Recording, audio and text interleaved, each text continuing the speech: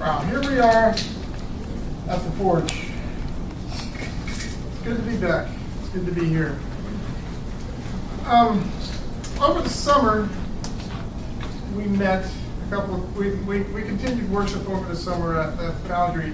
And over the summer, I started a series on Jericho, and we talked about things, and it started me thinking of, where am I going now? And we are looking at stories in the Old Testament. I had a professor back in undergrad. She was interested in her family history. You know, some people are saying, I like to know, you know, you talk to some people and they've got stories of their families, of their grandmother, of their fathers, of their brothers and sisters. And then there are those people who are very passionate about family stories. And they can tell you stories about their great uncles.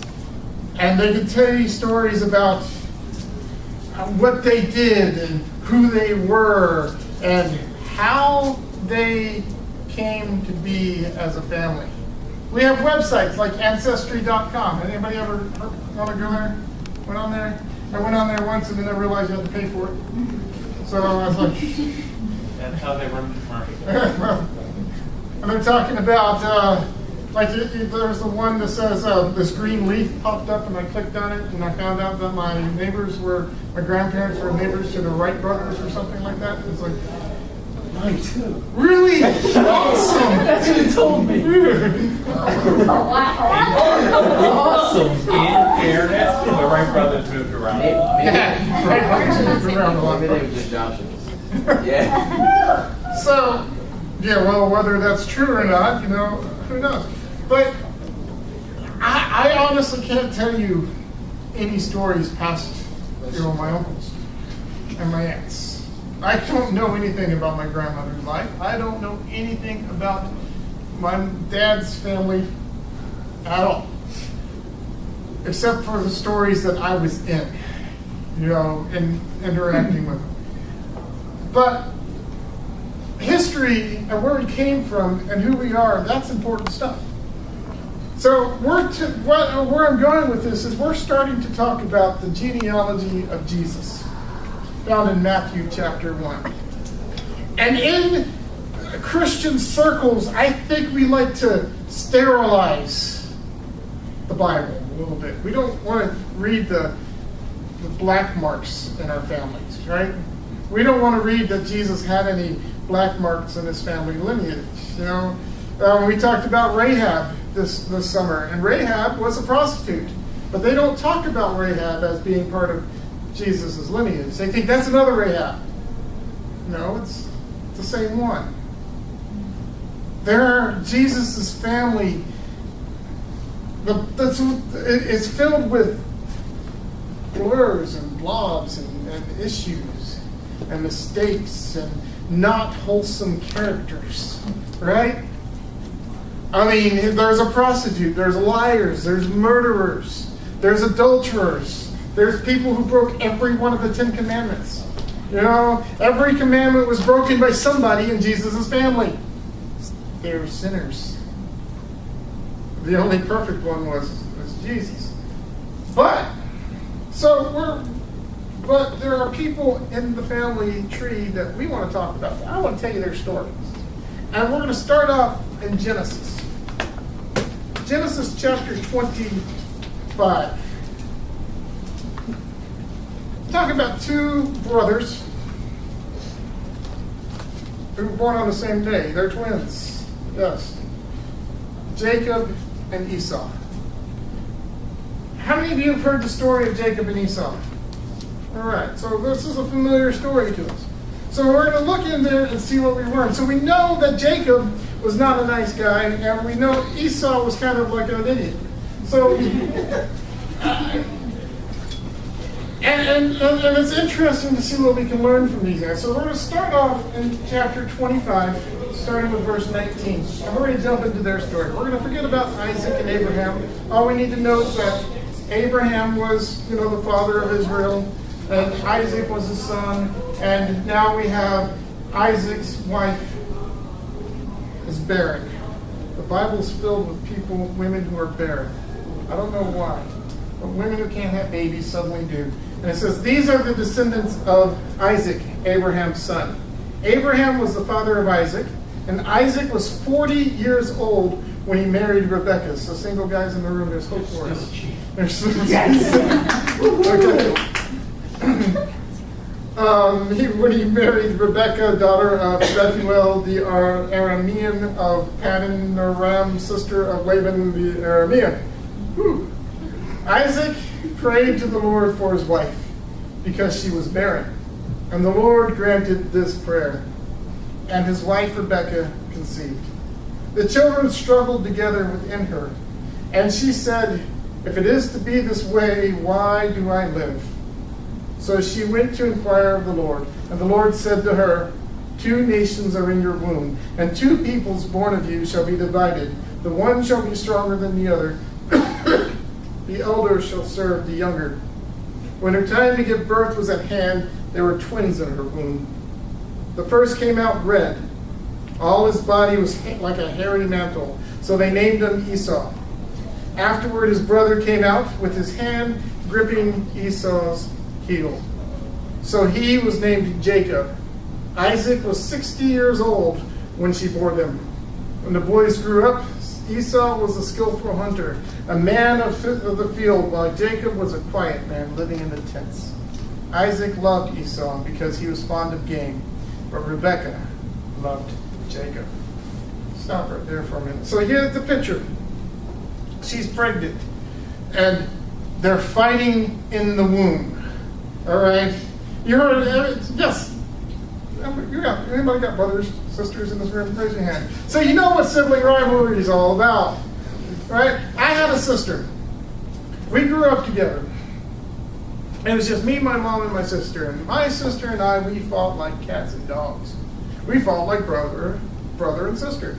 She was the older sister. I was the younger brother. And I was not innocent. I was the annoying guy. I followed her around.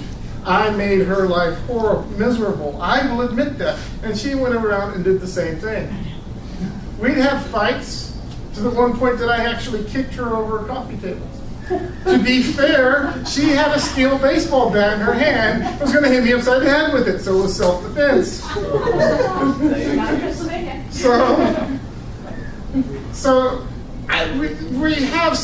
We have an image of sibling rivalry here. And it starts in the womb. They're fighting in the womb to the point that Rebekah is miserable. She's saying, why, God, why? I've been around a lot of pregnant women, and pregnant women are kind of miserable to begin with sometimes. They're like, you look glowing. And then they're like, yeah, you didn't have to carry this, whatever. And to have 2 of them in there fighting, and you could feel it. I can't imagine that. I did room with in undergrad, I had a roommate who was a twin. And they fought worse than me and my sister did. Worse than anything. Because they've been living together, and they were rooming together. They'd lived together their entire life. They were born on the same day. They shared the same birthday. They shared the same clothes.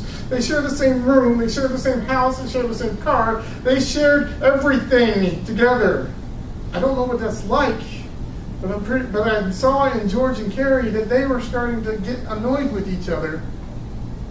So the twin relationship is a lot harder than the normal brother-sister relationship. Or the normal brother-brother relationship, because you're with each other all the time. People mistake you for your brother.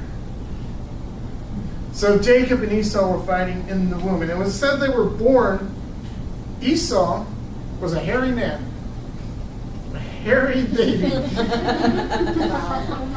Oh, they said he was born furry.